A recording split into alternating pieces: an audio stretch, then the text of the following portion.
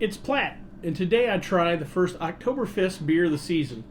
That's next on Platt's Beer of the Week.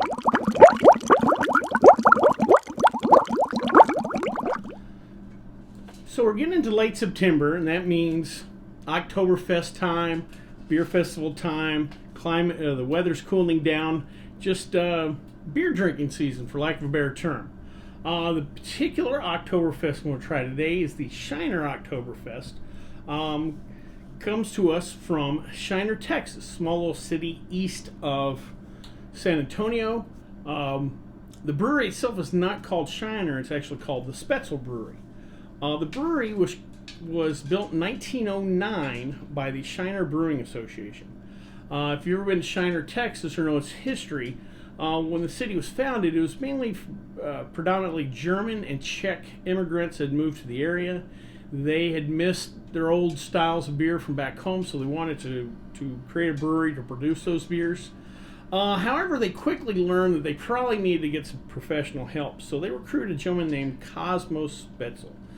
Cosmos came to Shiner in 1914 as the brewmaster.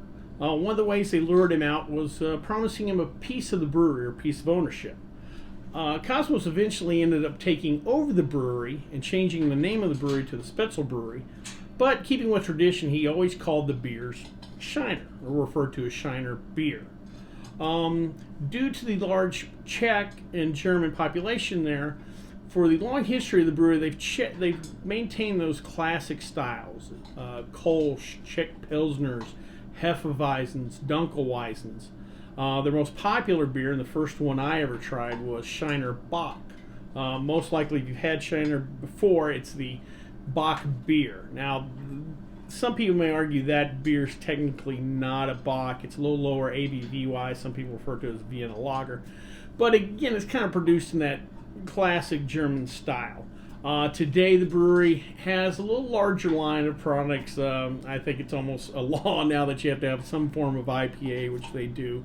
But for the most part, their beers are still produced in that classic German, Czech style. Well, before we try our Shiner Oktoberfest, let's check out the stats.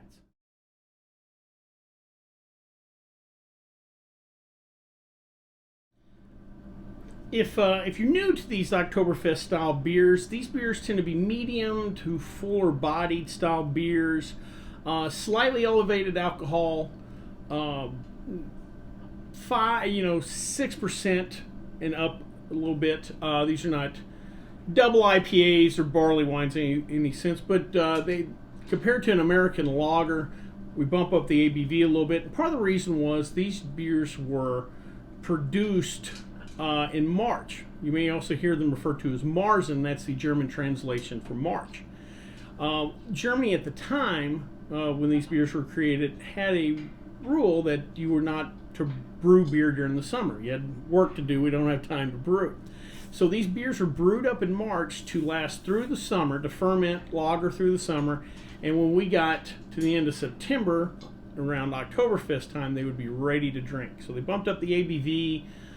These beers are a little more malty, and that helped these beers survive until we got to Oktoberfest and they were ready to drink.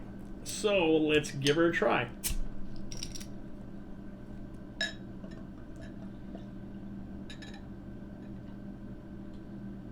Alright, so we got a little amberish in color, about a 1 finger thickness, light khaki head. Color-wise, these beers tend to be a shade darker. You might see some lighter versions, but they tend to be a light amber. Think of a Samuel Adams Boston Lager color-wise, maybe a shade darker. Let's give her a smell. Plenty of malt on the nose. Like a lot of German beers, not aggressively hopped in any way. Let's give her a try. Oh, that's nice. Plenty of malt sweetness. Again, a little extra body, but still very drinkable beer. I do pick up some of the darker malt characteristics, some caramel.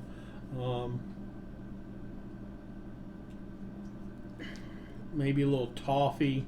Just a good, nice, drinkable beer. Not much hops there, but it's not out of balance in any way.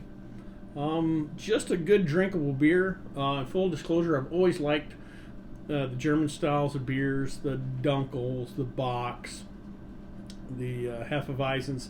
I just always found their beers very drinkable, and this falls right into line with that. Well, I hope you liked this video. If you did, please subscribe down below.